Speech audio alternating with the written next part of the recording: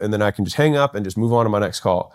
And he said, 6K? And I was like, yeah, $6,000. And he was like, done. And I remember like floating out of my body in this moment being like, holy shit, $6,000 from one call. And I didn't even have the thing. I didn't even have the thing that I had sold him yet because I just didn't think he was going to say yes. I didn't think to have to build it, right? And so I was like, holy shit. And so then so I had 7 more calls. So I called the next guy, same conversation. Well, I was like, now I got to build this thing. But it went really smooth. And I was like, he was like, how much? I was like, $8,000. And he was like, yeah, done. And I was like, $8,000. I was like, I'm up $14,000 I'm not even in a day. It's in a morning. So then I had 6 more calls. And by the end of the next call, same thing. How much? 10K. Next call. And by the end of the day, I'd done $60,000 in collected. And I was like, what the fuck just happened? I had no idea what was going on. And so Layla came back after she was selling the $500 memberships. And I was like, babe, I just made $60,000. And she was like, what?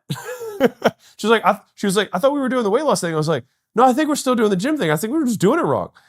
And this is why I'm telling you this. Because like that moment of all the moments in my entire career, that was the moment where I elevated. That was the moment where my life really changed. And so I bring this up because you might be like, well, at what price point should I start, right? It's going to be relative whether you're selling to consumers, you're selling to businesses. And these are just a couple rules of thumb that I'll just tell you that I've kind of worked around. I'd say that for a consumer, an impulse purchase is $500 or $600. A higher ticket purchase is usually going to be somewhere between $3,000 and $10,000, all right? Typically. And that's again for services.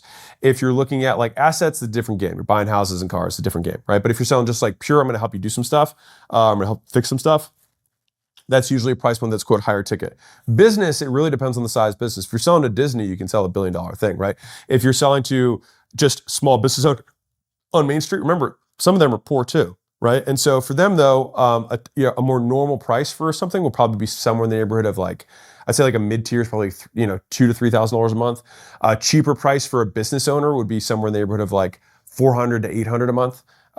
Maybe just call it closer to $500 a month as like a cheaper number for a business. And you're like, $500 a month is cheap for a business? It's like, yeah, it's super expensive for a consumer, pretty cheap for a business, right? One of the big issues I would say that poor people think about compared to rich people is that poor people will think in terms of cost, and I would say rich people will think in terms of the ratio, the return, cost versus value. So if I were to say, hey, I've got this thing that's